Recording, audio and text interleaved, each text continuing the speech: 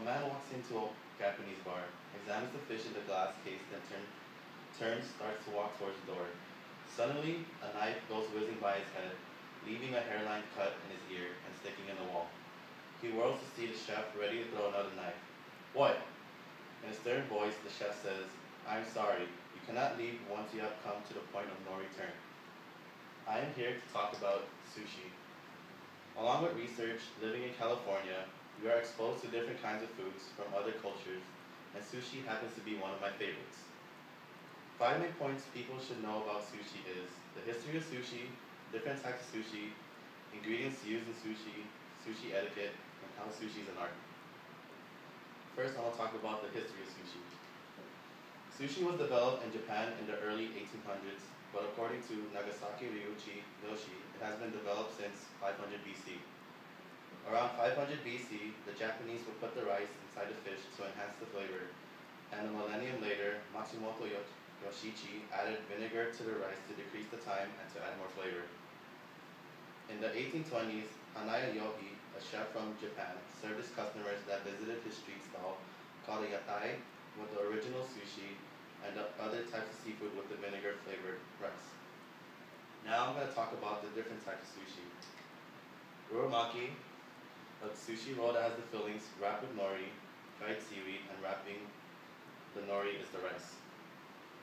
Futomaki, a thick, fat sushi roll that is usually cut into 7 to 8 pieces.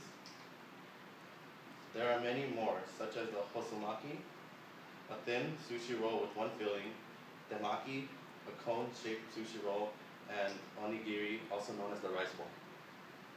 Now I'm going to talk about the ingredients used in sushi. Neta, the main ingredient, which is the raw seafood, but it can also be non-seafood, which are mostly complementary ingredients.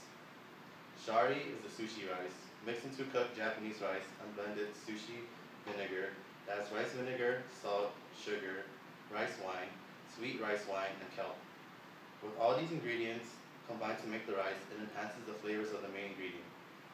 The other 2 main ingredients used are the condiments or the yakumi, such as wasabi, ginger, scallion, or pickled plum, and seasonings called chomiryu, which is basically soy sauce.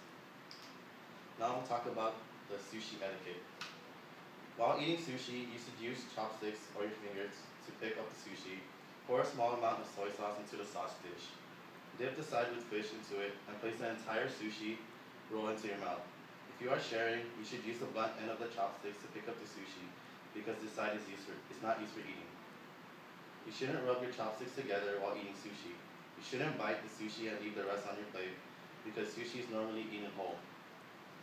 Don't fully dip the sushi into the soy sauce because if the rice is dipped, then the sushi will break apart. And don't put wasabi into the soy sauce because it should be placed onto the sushi being used. Lastly, I'm going to talk about how sushi is an art. The color and texture of the sushi is a crucial point of it to be good because the balance between the textures gives the sushi more character, as the contrast of the color makes it look vibrant and interesting. The flavors of the sushi is simple, and with that simplicity, it makes the sushi much more enjoyable because it could be sweet, sour, spicy, salty, and other more flavors.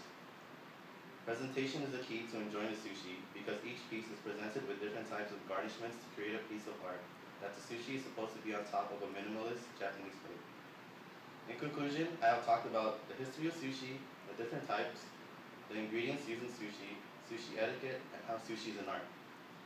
So what did Sushi A say to Sushi B? Wasabi.